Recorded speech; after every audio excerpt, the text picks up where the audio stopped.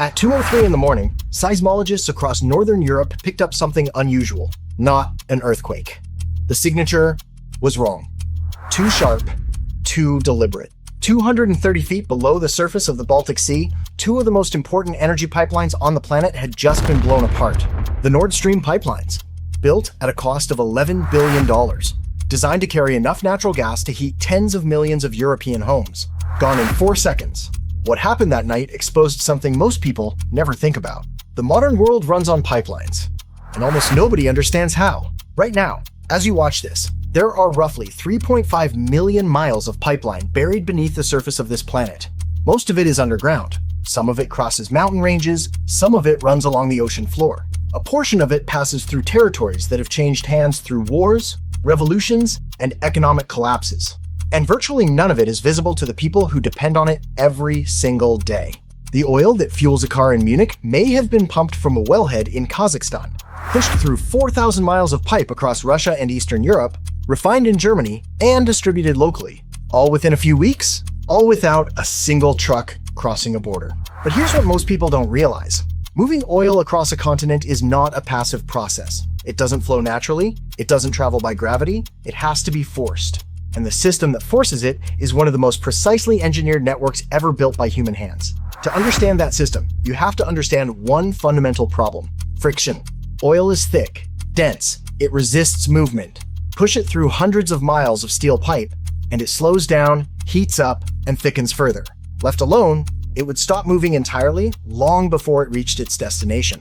The engineers who built the first continental pipelines in the late 1800s understood this.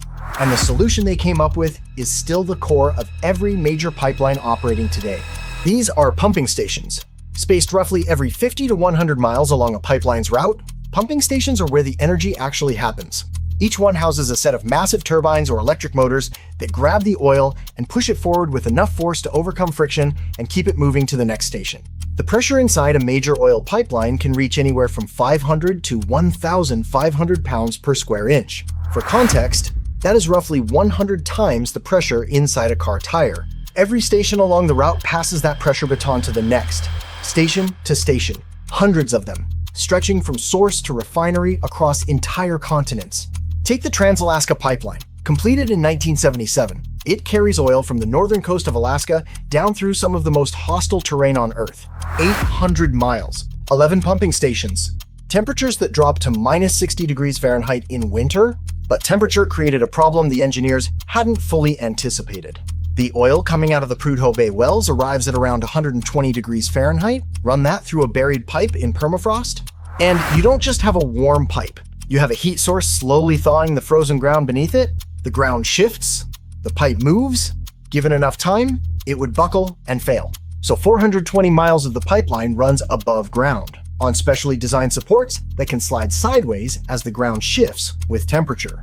The entire system was built to move, but temperature is only one variable. Oil itself changes as it moves. Crude oil isn't a uniform substance. Depending on where it comes from, it can be light and almost watery, or so thick and tar-like that it barely flows at all. Heavy crude from the Canadian oil sands, for example, is closer in consistency to cold peanut butter than to the crude you'd see in a conventional well. Moving that material requires either heating it, blending it with lighter oil to thin it out, or using something called diluent, a chemical mixture pumped into the pipeline alongside the crude to reduce its viscosity enough to flow. Every major pipeline is, in this sense, a carefully managed chemical system, not just a tube. A living, pressurized, temperature-controlled channel that has to be constantly monitored, constantly adjusted, and constantly protected. Modern pipelines are threaded with sensors, pressure sensors, flow rate monitors, leak detection systems that can flag a pressure anomaly within seconds. But a system this large, this pressurized, and this geographically spread out has failure points that no sensor fully eliminates. In 2010, an Enbridge pipeline ruptured near Marshall, Michigan. Over 17 hours, more than 1 million gallons of heavy crude spilled into the Kalamazoo River before operators realized what was happening. The automatic shutoff systems had been overridden. Alarms had been misread. The operators thought they were seeing an air bubble. The cleanup took 4 years. The cost exceeded $1 billion. But pipeline failures aren't always accidental, which brings us back to September 2022. The Nord Stream pipelines didn't fail. They were destroyed. 4 separate detonations. Coordinated, precise. Executed by someone with advanced diving capability and detailed knowledge of the pipeline's route. In a single night, Europe lost a major artery for Russian natural gas. Energy prices spiked within hours. Governments scrambled to find alternative supply routes. Industries began calculating how many weeks of reserves they had left. A pipeline doesn't have to fail slowly to bring a continent to its knees. It just has to stop. This is the part that rarely makes the news. Pipelines are not just infrastructure. They are foreign policy. They determine which countries have leverage over which other countries. They decide which routes matter strategically and which ones become obsolete overnight.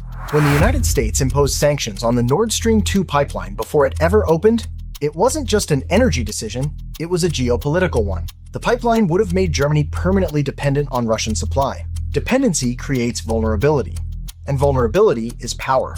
Every major pipeline that gets built, and every one that gets blocked, shapes the balance of power between nations for decades. The oil doesn't flow neutrally. It flows along routes that were negotiated, contested, sometimes fought over, and sometimes blown up in the dark of the Baltic Sea. The system that quietly keeps the modern world running is not passive. It is not invisible to everyone. There are people who understand exactly where its pressure points are, and they plan accordingly.